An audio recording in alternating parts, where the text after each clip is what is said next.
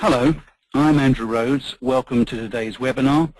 We're going to talk about some really powerful ways to increase your profits and improve your business using just one simple A4 sheet of paper that almost automatically will increase your sales, your profits and cash flow. And alongside that, some highly practical ways you can increase your volume of business referrals so that you're getting more and better customers.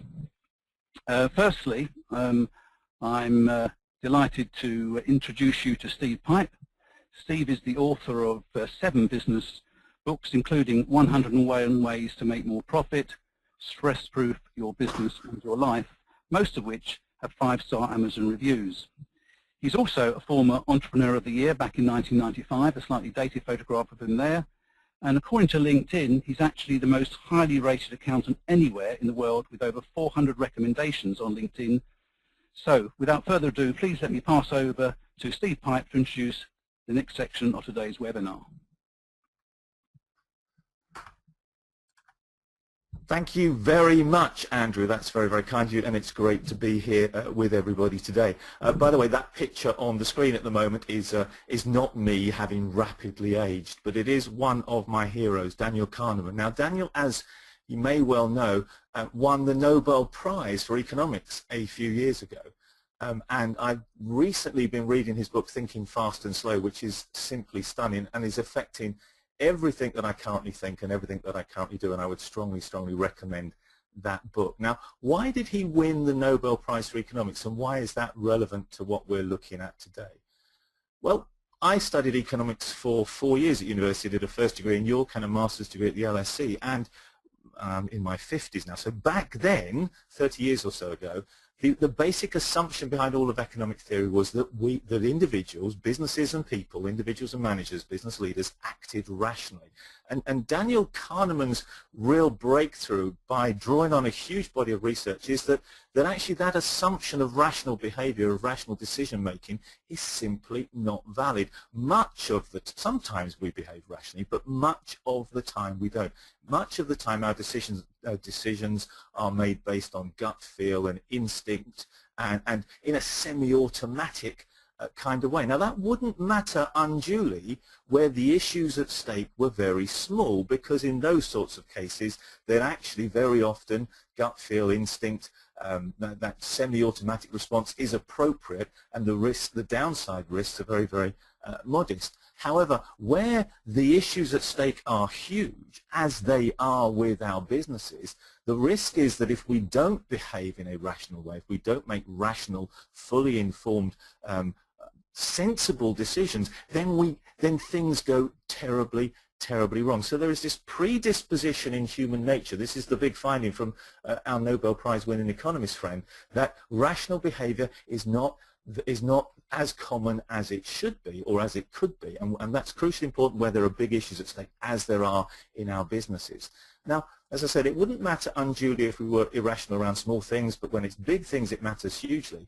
Secondly, I guess it wouldn't matter unduly if we had all the information we needed to support and encourage and enable us to make rational decisions. But when we look at the information which businesses traditionally have, traditional accounts, there is a problem, and there is a problem because the information, despite the fact that what all accountants, I'm ferociously proud to be a chartered accountant myself, but we have to produce information in a set format for statutory and financial reporting standard purposes, but that doesn't necessarily mean that it's useful or the right information. In fact, really, really tellingly, back in 2004, the Institute of Chartered Accountants in England and Wales, the body to which both Andrew and I are members, published this report in which it looked at the challenge for business about reforming the way that it reports and keeps score and measures things within its business activities. And this quote, I think, sums up the problem, the challenge, the issue that we face. They said in that report, every aircraft in the world today would be grounded if air traffic control relied on the same type of system as companies use today to report their information. Current reporting formats provide too little, too late. Now, clearly, that's nowhere near an endorsement of the current accounting information systems and reporting systems that businesses use. So given that there's this predisposition to not act make rational decisions, and that we don't have the information that we need to make rational decisions, we have to, as business owners, when there is much at stake, step up to the plate and do something different. We have to do things in a better way than has historically been the case, because otherwise the risk is we make bad decisions, we get bad results. We let ourselves, we let our families, we let our communities, we let our stakeholders down. And that's why there's been a huge movement towards extending the things that businesses measure, and particularly towards a balanced scorecard kind of approach when we're looking at non-financial as well as financial performance metrics. And the seminal work on that by Kaplan and Norton, The Balanced Scorecard, great book. And in fact, at one point, or most recently when I looked, by the way, 70% of the Fortune 500 businesses, so 70% of the largest leading businesses in the world, were using a balanced business scorecard methodology, an approach to run their businesses better, to ensure that they acted rationally, to make rational decisions and get the best possible optimal results. Unfortunately, for me at least, having studied economics for 4 years, being an accountant of 30 years standing, I personally found the balanced scorecard approach and that book really, really difficult to get to grips with, really, really difficult to put in place in my head and within my business. So what I tried to do was to take the thinking behind that and turn it into something which is much less difficult, much easier for owner-managed businesses like mine, probably like yours, to get to grips with, to put in place and to use, so that we reintroduce rationality. We don't run the risk of irrational decision making, make optimal decisions, we get optimal results. And that resulted in the development of a tool called the one-page plan, this single A4 piece of paper that Andrew and I are sharing with you today, that can address all of these issues and really transform things for you. Let me show you a one-page plan by opening it up. Here's a PDF file here, and you can see it literally fits on a single A4 piece of paper. There it is. Everything you need at your fingertips to understand what's happening within your business, have your finger on the pulse, set targets, monitor actual performance, create action plans, and drive the business forward. Let me zoom in on that a little and talk you through the structure, the broad content, and then we'll go into much more detail. The one-page plan, unusually for a European document, is read not from the top to the bottom, but from the bottom to the top. So we start at the bottom. The foundation, the starting point, is the purpose of the business, its mission, its vision, its goals, whatever form of words you do. But what you use, what is this business setting out to achieve? And in this particular example, they're building the world's leading widget manufacturing company by the end of 2017. They'll have a 50% market share in the UK and be valued at £6 million. That's very specific. That's timed 2017. That gives a very clear articulation of the purpose, the aim, the end game for this business. And then what the one-page plan says is, well, okay, let's now move up a level and say, if we're going to achieve that mission, that vision and goals, what are the underlying areas in which we need to excel at, that we need to focus on? What are the underlying success drivers, very often referred to as key performance indicators, that will underpin and make that kind of success possible? And for most businesses, they will cover, as you can see down here, keeping your customers delighted, keeping your team enthusiastic and engaged and innovative, investing in people and investing in products and innovation and so on. And what you can see that the one-page plan does is it identifies the broad area that we have to focus on, customer delight in this particular example. It then identifies an exact way of measuring that. It sets a target for it, in this case 4.5 out of 5.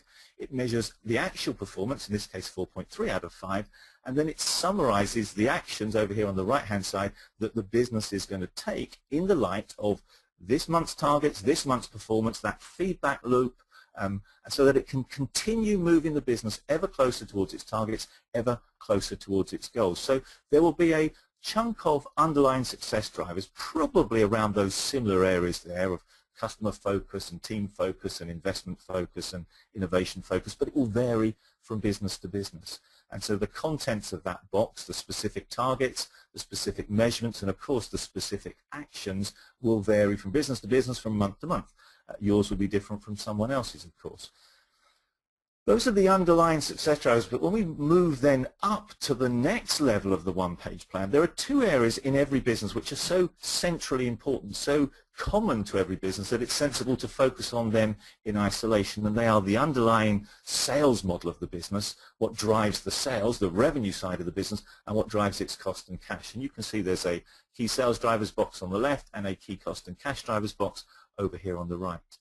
And in each of those boxes, we will draw together the key performance indicators, the key drivers of success around sales. So the very first one, for example, is the number of referrals received. They've set a target of 90 and they've achieved 105. So their actions or comments are continue with the plan. It's great work. There's an element of celebration as well as action planning built into the one-page plan.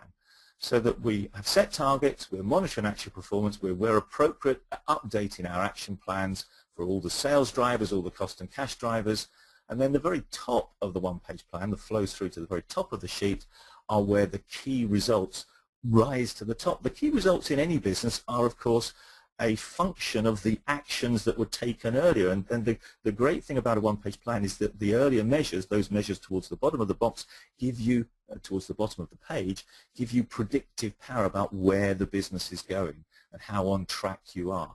But what rises to the top are the key results. And again, those will very, wherever possible, be framed in the context of the aims of the business. So remember, this particular business had as one of its aims, its purpose was to build a business worth £6 million. So they are measuring as a key result their progress towards that particular target. So that's what a one-page plan looks like. The structure will be the same for every business, for your business and for everybody else's businesses.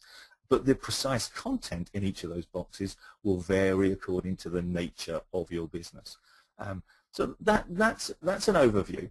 Let's come back now and look at why you need that kind of one-page plan approach and how you can make that a practical reality within your business.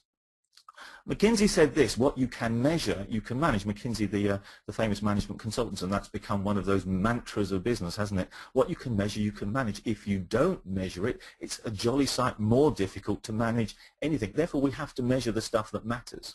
W. Edwards Deming, management guru par excellence, said, what gets measured gets done. So not only can we manage stuff, but it drives action if we measure stuff. Why? Because we focus on it. While one of my personal heroes, David Maister, former Harvard professor and author of some stunning books, said this: the simple act of measuring something causes it to improve. Not in some kind of magical way, but when you measure something, you focus on that thing. And both at a conscious and at a subconscious level, that focus leads to better actions, better thoughts, better decisions, better results. The simple act of measuring something causes it to improve. And the fundamental reason why all of those claims for the power of measuring the right things in the right way, the fundamental reason behind those is this: that people without information, you and your colleagues, your management team, your people, if you don't have the information, you cannot act responsibly. You cannot make optimal decisions if you don't have the information you need to make those decisions. On the other hand, people with the right information are almost compelled to act responsibly. So there's this very real distinction between making sure that you and your team have the right information when you are almost compelled to act responsibly to make rational decisions, and not having the right information, and therefore not only can we not act responsibly, but this predisposition to making judgment calls and gut feel and intuition, where relying on those things too much results in suboptimal decisions, suboptimal results. So the advantages of starting to measure the right things using a one-page plan and focusing on it are that we get better goal and target setting. You can see those goals feature there every single month in the one-page plan. We have better information, you have better information on your one-page plan on your progress towards achieving your goals and aspirations. That means that you can take you make better decisions and can take better actions. You can build better accountability around those actions, around those performance measurements, around those results and action plans, because it's crystal clear what's important, who's doing it, and the results of that. You get better focus because you focus on the things that matter. You have your finger on the pulse of everything that matters in a single A4 piece of paper. And that single A4 piece of paper means that there's better communication within the business and a better shared understanding of what's important, what we're doing, why we're doing it, and the results we're getting.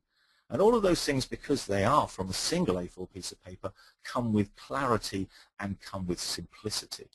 And of course, they help you get better results. There was a fascinating book written by Sheeman and Lingle called Bullseye. You'll find it on Amazon. And they found that measure-managed companies, companies that were managed based on the key measurements, by measuring the stuff that matters and taking the decisions, the management decisions, the business decisions based on those measurements, performing better in three specific ways. Firstly, they have higher financial returns. In fact, the return on investments to the business owners was almost twice as high. Twice as much money for you as a business owner if you do it this way than if you don't. I mean, we almost don't need to say any more, do we? But they found two other main benefits, two other main performance improvements. Is businesses that were measure managed were also better at managing change, and we are going through huge periods of change, and having been able to tap into that benefit to make change easier, to make change more focused, make change more readily understood and bought into by everybody within the firm, so that change happens and change works. That's a huge second benefit. And the third benefit was that measure-managed companies were seen by their peers, seen in the marketplace, seen by their customers and prospective customers as leaders. So if you want leadership, if you want to cope with change, if you want to make more money, then you need to become a measure-managed company. You need to put a one-page plan kind of methodology at the heart of everything you do. And that's why I'm so excited about sharing this with you today. I want to give you some additional tips before I hand back to Andrew on how you can take this level of thinking and make it a practical reality within your business. Ron Baker, another one of my heroes, said this: imprecise measurements of the right things are infinitely more valuable than precise measurements of the wrong things. And I think he's absolutely right. The truth is, your one-page plan will be a living document. You won't get it right on day one, and you will need to continually revisit what you measure, how you measure it, your measurement systems, the measurement targets you set for yourself, and so on. It's an iterative process. You'll make a first stab at it, you'll start measuring stuff, you'll see how useful that is, you'll change what you'll measure, you'll change your measurement systems, you'll improve and update your targets, and little by little your one-page plan will become more and more and more useful, more and more and more focused, more and more powerful. But don't expect to get there straight away. It's, as I said, it's an iterative process, and recognize that up front. Don't try and get the measurements perfect on day one. You go for the imprecise measurement of the right thing first, and then increase the precision as you go along. The second key point about creating the right kind of one-page plan is to focus on SWANs. Now, what do I mean by SWANs? Well, SWAN stands for stakeholder wants and needs, and really what we're saying there is that you should focus on measuring what matters most to you as the business owner, so that the business achieves for you what you want it to, and also measure what matters most to your customers, so that it gives your customers what they want from it. Let me illustrate the point by giving you a really powerful, true story.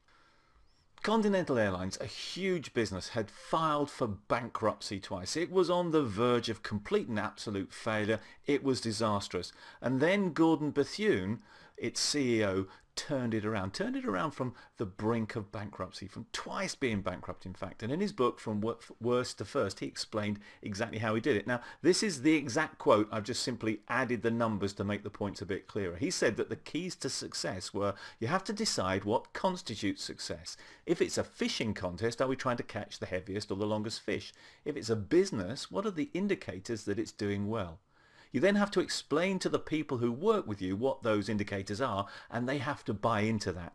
You have to measure that and let them know how you're going to measure it. And you have to reward them if they succeed. That's it. Those are the keys, according to the guy that turned around, that brought back from the brink of disaster an extraordinary business. And so I think, we should listen to that, and you can see that that echoes completely the things that we've been talking about today, about the crucial importance of measuring the stuff that matters and engaging your people in measuring the stuff that matters. What do you think then he decided to measure? And I'll give you a clue. He said, define success the way your customers define it. And that resulted in them measuring three things, the three things that mattered most to their customers as an airline. And those three things were these: on-time arrival? What proportion of their flights arrived on time? Secondly, what proportion of the luggage arrived with the flights and what proportion was lost? The lost luggage proportion, and how many customer complaints did they get? Because those three things matter crucially to our experience of working with an airline. We want the plane to arrive on time, we want it to arrive with our luggage, and we don't want there to be any other cause for complaints. And if a business focuses with laser-like precision on those, everything that they do is designed around making that customer experience fantastic, so that we as customers are, really, really glad that we flew with them. We're likely to fly again. We're likely to tell other people. We'll recommend them. We'll talk about them. Word of mouth advertising will grow. We'll happily pay the price. If you measure those things, if you focus on those things, if you build your whole business around improving those three things, starting with the measurements, then you, in his case, are able to bring a business back from the brink of bankruptcy. In your case, you're able to take your business somewhere that it hasn't been so far, to new levels of success. And that's the power of measuring stuff in the right way and focusing on those measurements.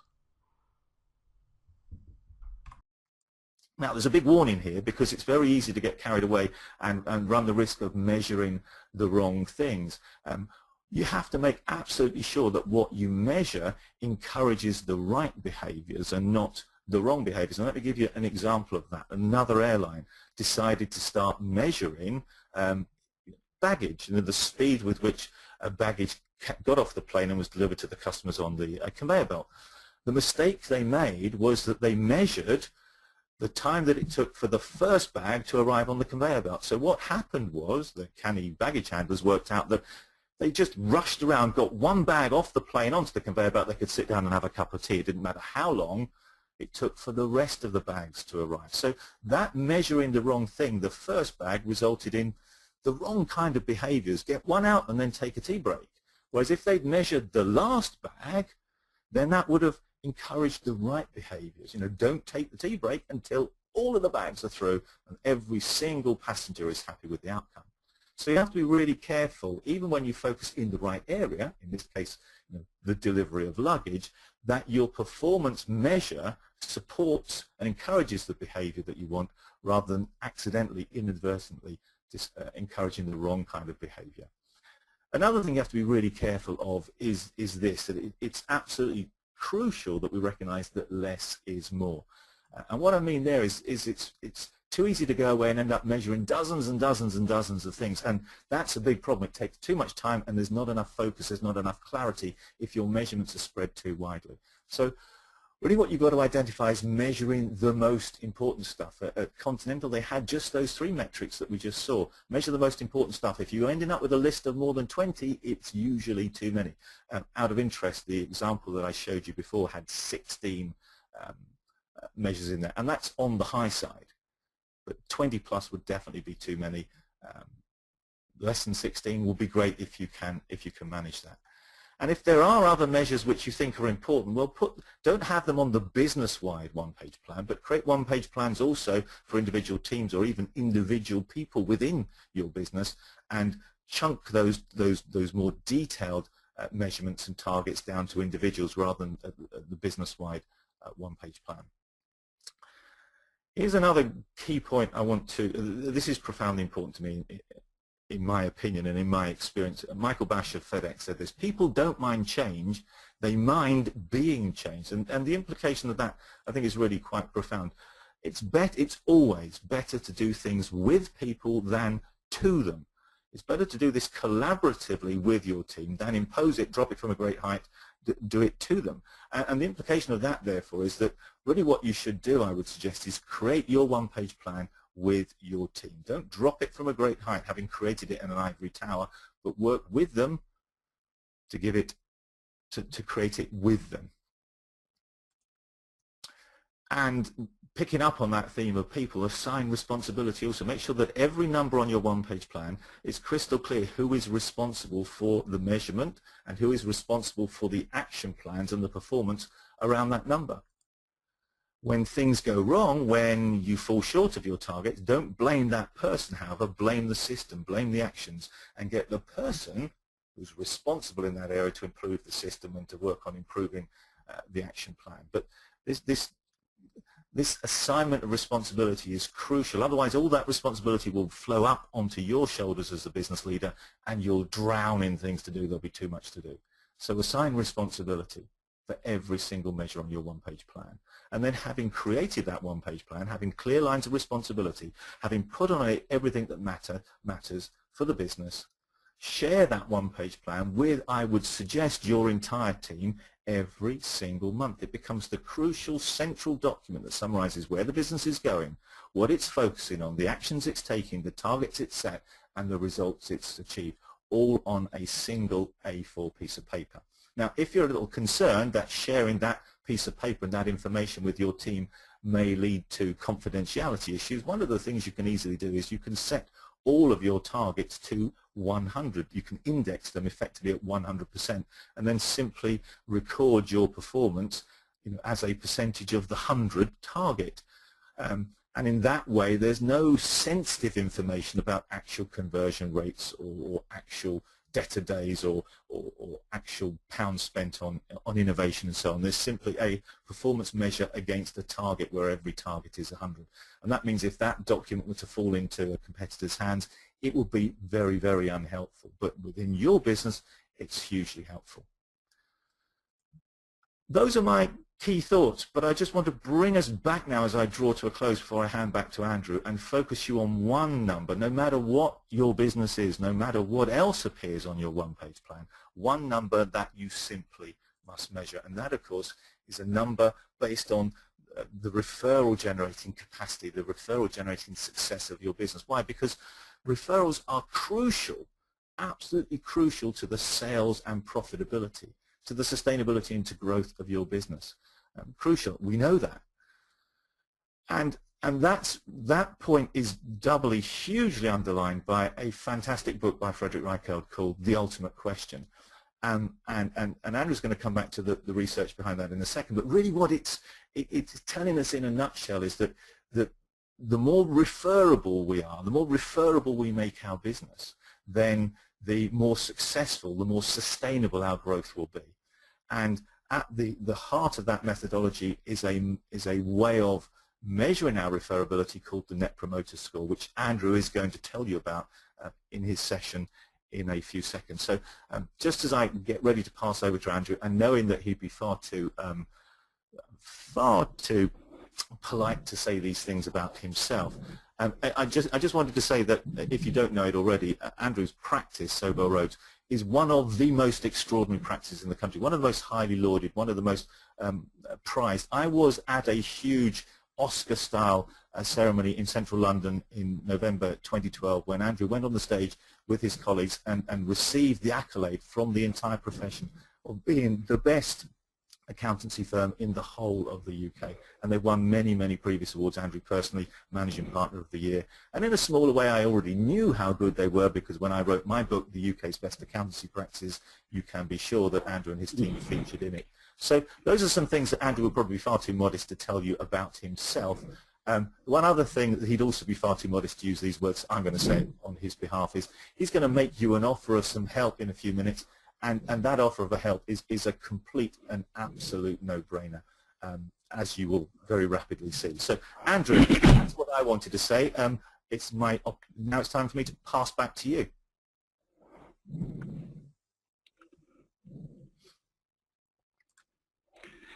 Thank you, Steve, for those very kind words. I didn't really expect them, but that's very kind of you indeed. And I want to say also thank you very much, because I think we can all now see how great, in fact, the one-page plan, and it actually is, when it's actually operating well, it's a fantastic tool to drive better and better performance. And as you said, one of the most important key performance indicators to record on the one-page plan is getting new business, and specifically about referrals. And I'm going to talk about some really practical business referral systems that really work. It's been proved time and time again that the most successful way of attracting new customers and clients, particularly for SMEs, that's small and medium-sized enterprises, is referrals. And why? And there are lots of reasons, but two main reasons, I think, is the number one reason is that they often come from someone who is a link between you and the potential customer and who's trusted. In other words, they have that all-important truth factor. And secondly, referrals are free. Millions of pounds are spent every single day on advertising and marketing and any other promotion activities, but the most effective way to win new customers and clients is free.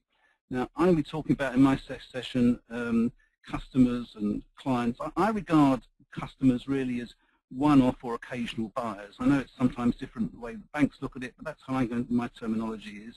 Clients I regard as continual buyers, and introducers can be customers, clients, or even contacts that aren't, buy from you, but they're great introducers and they introduce business to you, hopefully on a constant basis, and become your advocates and champions. And there is actually some recent research that shows that 97% of business owners are actually dissatisfied with the volume of referrals they receive. So I want to show you some really practical ways you can increase your volume of referrals, almost like you're turning a referral tap on and off as you need or as you wish for your business. So the first question is, why do people refer you? And when I mention this or ask this question to the people that I come into contact, either through as clients or people I come into contact in business, they generally give me three answers. The first one is because they provide a real quality product or quality service. The second one is that they have an excellent reputation. And the third one is that they have a great deal of experience in their particular sector. So I'm going to be a little bit controversial now, because I believe in reality, not often, but not always, these aren't really, I would say, they're not always the answers, and they're not the most pertinent answers. I think they're often your perception of why new customers and clients buy from you, and why your existing customers and clients buy from you as well. There was some further research. It was done in the United States, actually, but I think it does travel across the Atlantic very well. The University of Texas did a detailed analysis of 990 business decision makers as to why they selected a new supplier. And now these business decision makers had to have had at least three choices, either three proposals or tenders, and they had to be in a similar price range. That price wasn't really the issue. And it actually was for professional business advisors or professional service providers, and that's one of the most difficult type of supplier actually to convert from an existing professional service supplier to another one. And what they found was the most popular answer for business decision makers to change their supplier was industry expertise and specialism. The next most popular was the quality of the referral source, in other words, how much they trusted the person who was referring that new supplier to them. And the number three in order of popularity was follow-up and persistence shown by the winning supplier. Now, the referral systems I'm going to talk about today, they all have one or more of these elements. Before I talk about that, I want to talk about really what are the 7 crucial steps to getting new customers and then turning them into clients as well. The first one is attracting traffic. I would suggest to you that referrals is one of the best ways of attracting traffic. The second one is having a system of capturing those leads, then nurturing the prospects, converting them into sales, delivering and satisfying them well, and then managing them to upsell so they take further service and products from you, and then obtaining more referrals and testimonials, which starts the cycle all over again.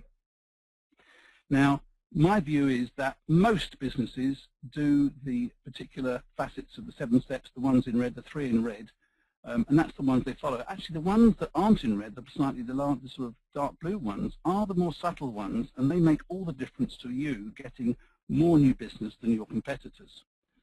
So I'm going to first of all start off with attracting traffic, and I'm going to talk about 12 practical referral systems that we have used, we've refined, we've sometimes encountered problems with them, and then we've refined them such that they start to work very well. We pass them on to our clients and get their experience. They begin to work better and better. And I believe that everyone actually tuning into this webinar today will be able to use some of these referral systems, and many of you, I think, will actually be able to use all of them, even if you possibly have to adapt or refine them to your sort of business. So the first business referral system I'm going to talk about is the referral log, and I find that very many businesses don't actually have an efficient referral log. This is one that works extremely well. I'll take you through it, and I apologize that it's a little slightly small, but let's just take it from the left-hand side. You can see that in this case it would be possibly someone who took the initial telephone call in the office. There'd be a name of a potential client, in this case is Fred Bloggs. They'd record the business name and a telephone number and let them know who's going to get back to them. In this case, it was Selwyn. And then at that point, when the next person takes over whose responsibility for carrying through with that inquiry to a sale is they'd record where it came from, in this case BNI, more details about email address, and also at this point an estimate of the sales value. In this case it was £2,500, and they'd say the warmth of the lead is actually, in this case, 1 to 5. They call it a 5 out of 5. The pipeline value would be 2,500. They'd also record the main issues and the next steps to converting this prospect into a client. Now, in the next one, it comes from a guy called Ricky Branson of Virgin Growth, whoever he is, and it had a potential sales value of £10,000, but this time a warmth of the lead of only 3 out of 5, 3/5 of 10,000 makes it a pipeline value of £6,000.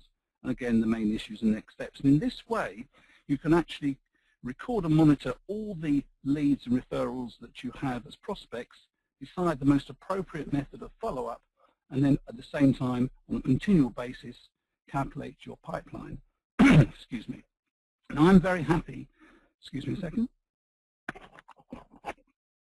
I'm very happy to share with you both this form and a number of the other forms I'm going through today. And I'll just ask me for them and I'll be happily email them to you. And another form of log, which is also essential, is your introducer log, particularly because of referrals. Here again, going from the left-hand side, the main person who has this contact with the particular introducer is AMR, which happens to be me. I record the name of the introducer, their company, email address, other details. And on the next few columns, this is in Excel, records their profession. Now, because we can do an Excel sort, once we have all our introducers, we can actually do a sort in this column, using this column, and actually identify who all our insurance brokers are introducers. The next column, we can do a sort because we've noted down their specialization. The next column, the area they operate in. So if we're out on the road visiting our introducers, we can actually identify all within the same area. These three columns here refer to the actual referrals. Number one that we've given to this particular introducer, and this one will be the amount of referrals we receive from them and their potential in the next 12 months. Now we can sort these such that we can identify who we've given the most referrals to, who actually we're receiving the most referrals from, and who we've got the most potential to receive referrals from in the future. In this case, we're giving a lot more than we're receiving, and the future actually is to arrange a series of one-to-ones, and I'll explain more about that later on. So happy to share this form with you as well. Just let me know, and I'll by all means forward it on to you. The number 3 referral system is asking. Now, across the board of all industries, and some industries are different to others, but when you take them all into account, the research recently is that 2/3 of customers are prepared to recommend their suppliers, but only 6% say they've actually been asked. Now, that's huge potential to ask for more. But I find with not only clients and contacts other people in business, particularly professional people, they feel uncomfortable actually often asking, or they think it's inappropriate to ask for more business. It appears almost a desperation sometimes to say that they need more business. But actually I think it's that you can actually do it, and I must be honest, I felt sometimes uncomfortable doing this myself. But there's a really good way that almost everyone would feel comfortable asking for more business, and it's actually with reference to what Steve was saying later on, and using something called the Net Promoter Score, which was founded by Fred Reichheld, has a number of aspects to it. But the research is that with 4,000 companies, it showed the Net Promoter Score to be 100% accurate in predicting business growth or shrinkage, and that's hugely, hugely powerful. And there's a unique thing about Net Promoter Score, and that is it revolves around one simple question. And that question is, on a scale of 0 to 10, how likely are you to recommend us to a friend or colleague? On a scale of 0 to 10, how likely are you to recommend us to a friend or colleague? And then to determine the Net Promoter Score, it divides the responses into promoters, which would score you 9 to 10, passives, which would score you 7 to 8, and detractors would score you between 0 and 6. And to get your own promoter score, you take the percentage of promoters and deduct the percentage of detractors. For example, let's say you ask this question to your customers, and let's say 55% of them scored you a 9 to 10. They are your promoters. 35% scored you 7 to 8, your passives, and let's say 10% scored you 0 to 6. You take your 55% who are your promoters, deduct 10% who are your detractors, and you get a Net Promoter Score of 45%, and that is your Net Promoter Score. Now at Nobel Rhodes, we use Net Promoter Score continually with our clients, and once a year we actually survey our whole client base. And once you've got your score, actually, what do you do with it? Well, as Steve mentioned just before, actually you can benchmark yourself against major brands. You can continually start to work on improving your Net Promoter Score, excuse me, by working on your customer service standards systematically, but also face-to-face with your customers. You can use it in the following way. In fact, I would say that more than they regard, in fact, Net Promoter Score organization regards that more than 50% is considered world-class service. So what I would say to you is that if we look at some of the people that actually have recorded, or some of the brands that actually work on the Net Promoter Score, you can see that American Express, 43%, Google, not surprisingly, Apple and Amazon have high Net Promoter Scores. As at 88% is considerable improvement on the previous year of 2011 of 74%, because we put in a number of other more client service standards which improved our Net Promoter Score. But going on to how you can actually use it in terms of getting referrals, asking your customers who score you a 9 to 10, how can we refer more to each other? How can we give you more and how can you give us? Because sometimes lethargy just creeps in.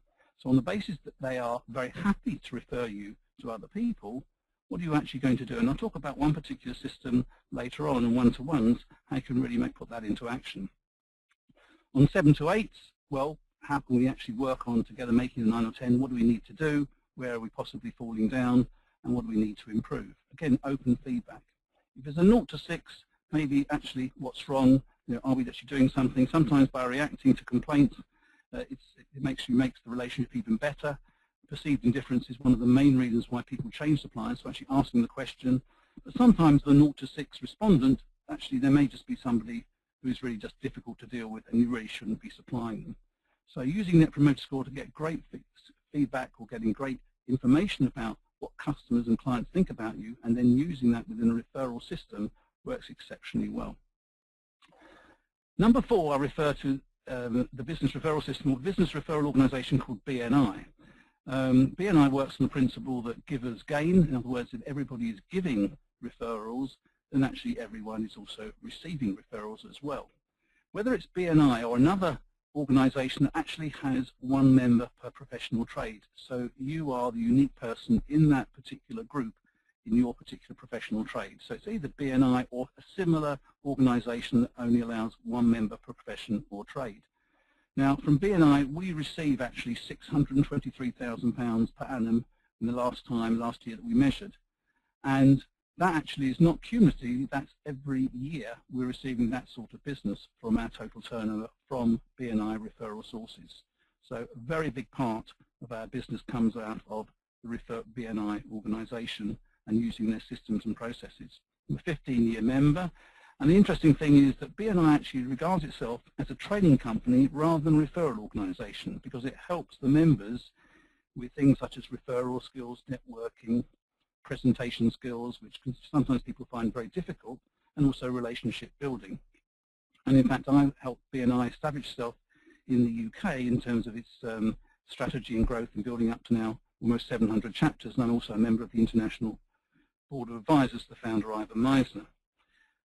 But one of the most essential things about getting referrals from organizations like BNI is one-to-ones. This is the thing, in addition to going to the meetings, is the all-important difference why we pick up so much business, and people that work BNI very well and are good members actually get more business than anybody else. They have one-to-ones outside of the meetings, particularly people who are in their what we call power circles, in other words, the financial people or the marketing people. Those are the people they can actually cross-refer business to very easily.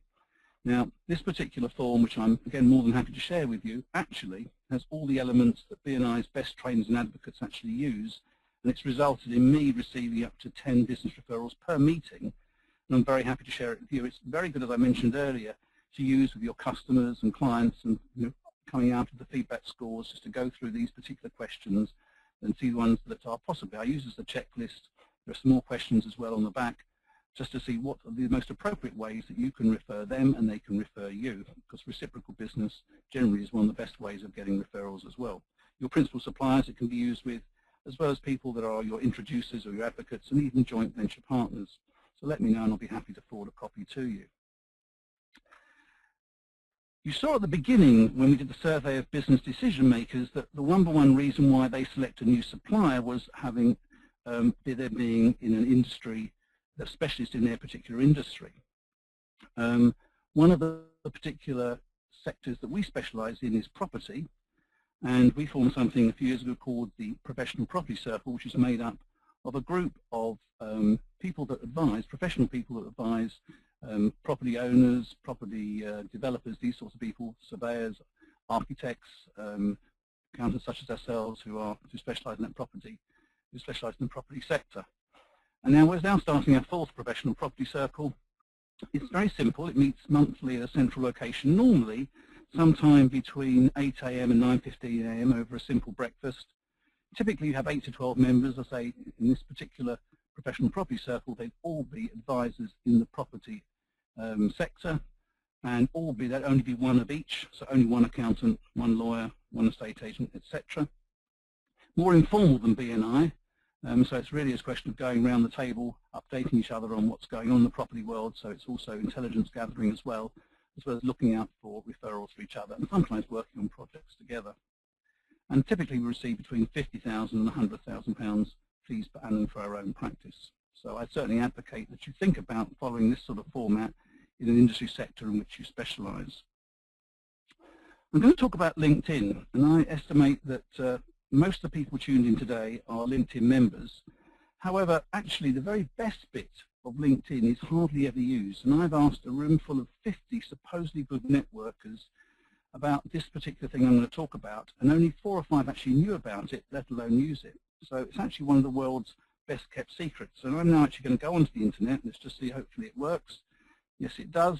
You can see here that I have my own profile screen. I've got more than 500 connections, actually got 658. And there's a little, as you can see, I emphasise the fact we are award-winning accountants. But what I want to take you to is this little button up here next to the search and magnifying glass called Advanced. If I press this, you can see that it takes me to another screen. Sometimes I actually have to press Advanced again, and sometimes one more time. It takes you to the Advanced People Search. Now, just for the purpose of this demonstration, I'm actually only going to use first and second connections. In other words, my first connection are people that I'm linked to directly, the 658 people. My second connections are people who actually know those people.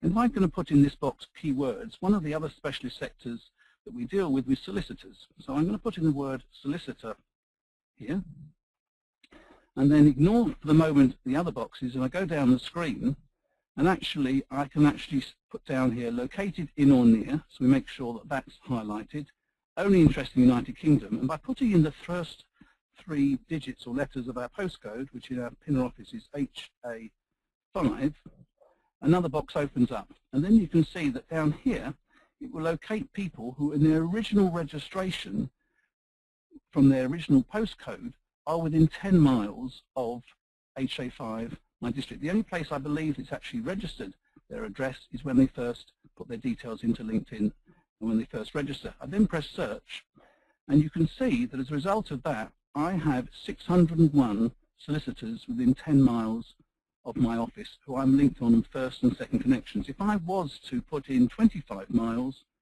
actually the numbers go up significantly to 2,390. That's a huge number of people that I can be connected to. We just first of all take it back to 10 miles because they're easily contactable by me. And in the first few pages you'll see there'll be my first connections.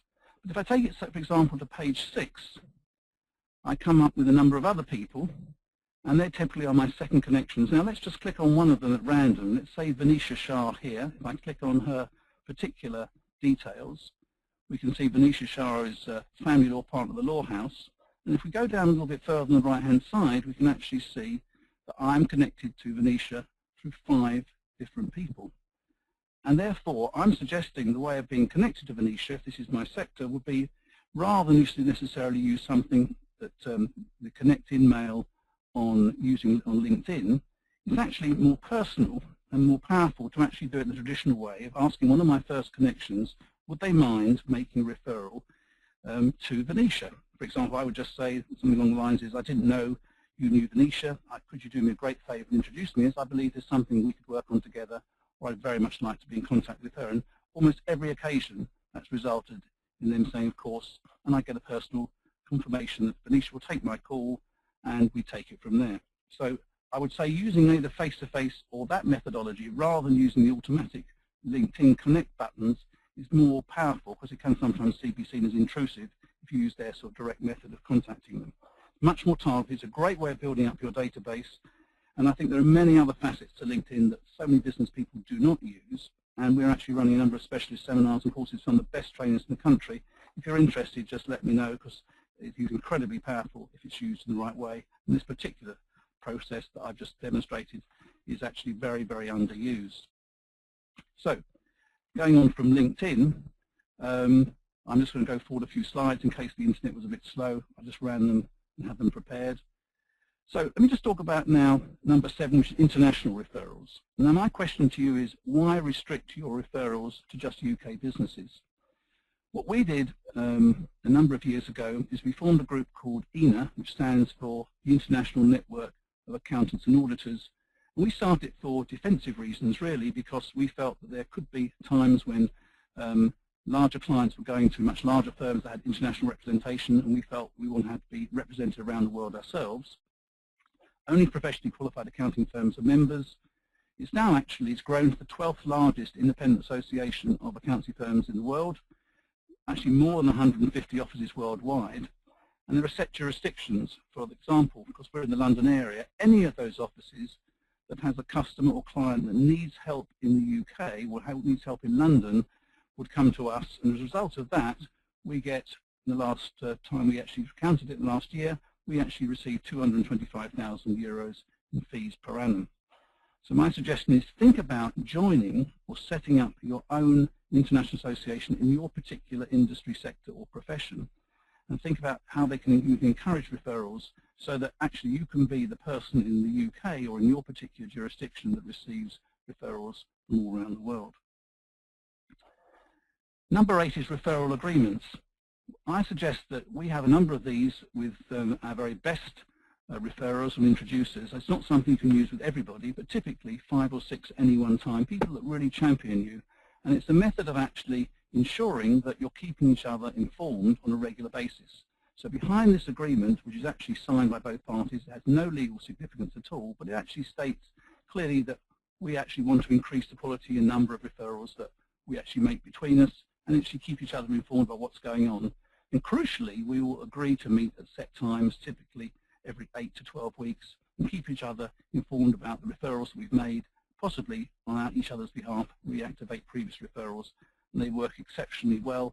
More than £100,000 worth of business comes out of these referral agreements each year. And again, it's another form which I'm more than happy to share with you. Referral socials also work very well. The typical format, we actually do them in the evening, typically from around about 5:30 at the end of the day to about 7 o'clock.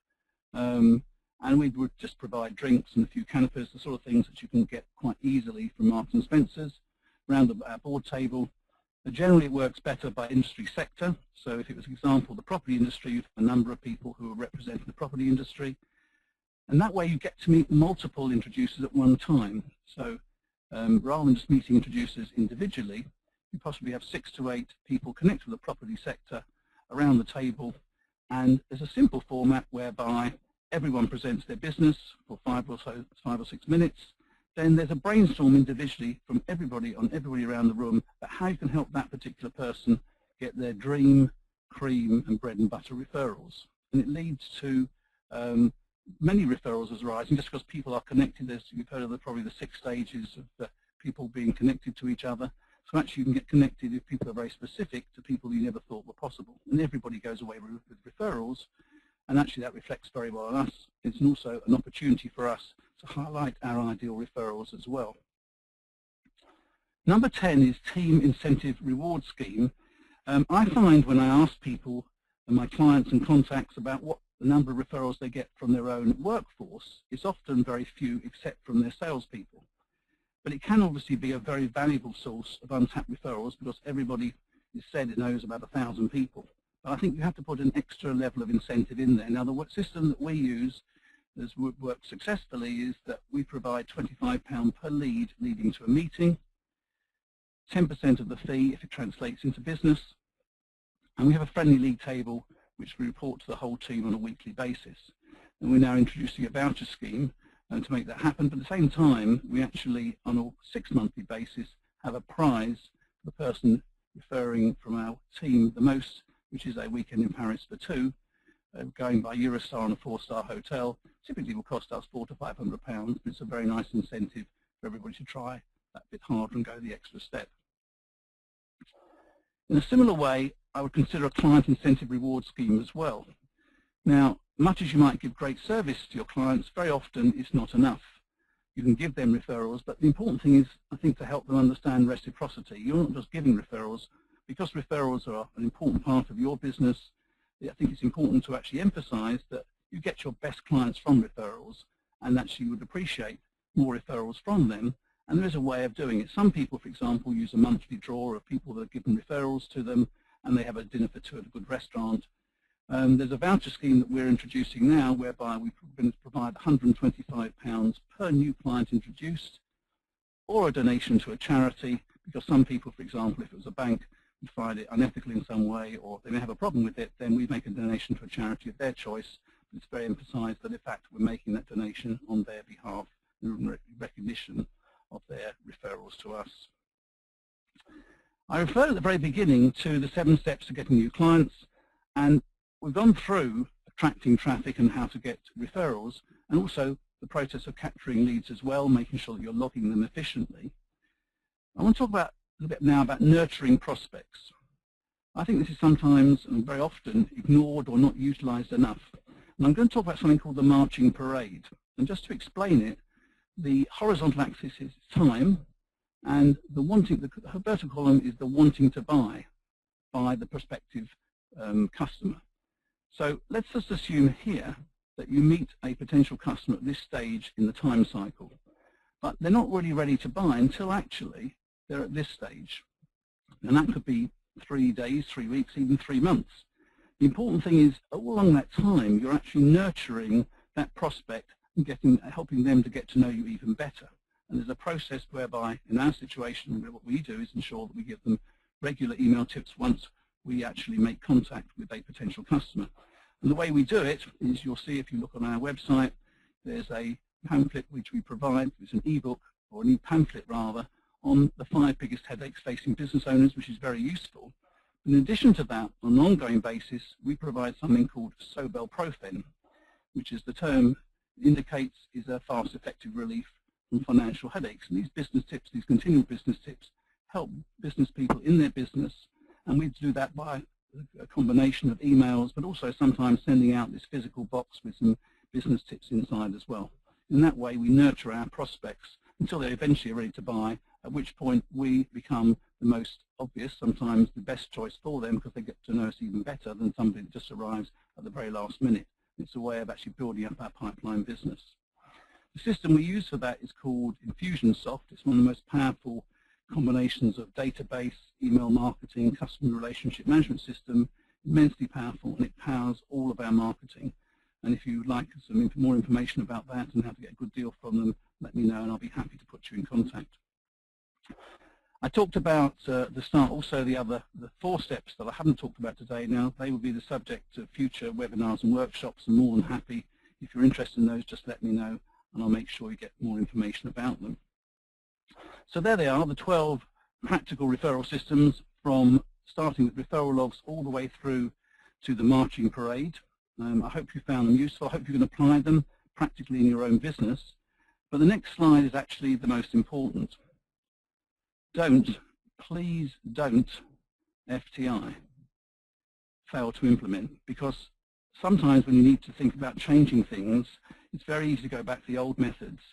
And in order to help you not fail to implement, in other words, implement, we have 2 very good ways. You probably might know when you registered, you probably saw that we're providing my freebie book on how to grow your business with simple stuff that works, which has a retail price of a printed copy at £45. It actually includes lots of Steve's copyrighted systems, very kindly allowed to be included, so thank you to Steve, big thank you to him. But together with the free ebook, we'll actually provide you with your own personalised action chart, so that you can see the wood from the trees and where you should start and how you can prioritise these sort of things we can talk about in your own business, how you can start to create the vital key performance indicators in your own one-page plan. And they're also, both of these are free. Just click the links on the email that you're going to receive after this webinar and complete the action chart, complete the survey. I think it'll only take you 1 to 2 minutes maximum. It'll give you this very useful chart so you can actually start to propel your business performance even further forward. So I want to say a very big thank you to Steve, who has supported me and Nobel Rhodes and our clients with really an abundance of ideas and inspiration over the last few years, and to thank him for his participation in this webinar. My great pleasure, Andrew. Thank you, Steve. I don't know whether you want to add anything at this point. Well, the screen there says it all. I said earlier that I thought that the offer you were going to make is a complete and absolute no-brainer, and I would just double underline that. The content you shared with us has been incredibly powerful, and I'm sure that taking that next step will ensure that no one fails to implement and everybody gets better results. So it's been a great privilege being part of this today. Thank you so much. No, thank you for your participation. If you do have any questions, please use the question box on the screen, and Steve and I will get back to you after the webinar. So do take advantage of the offers, so you don't FTI. Lastly, Steve and I want to just wish you much success in implementing the ideas we've talked about today, and thank you.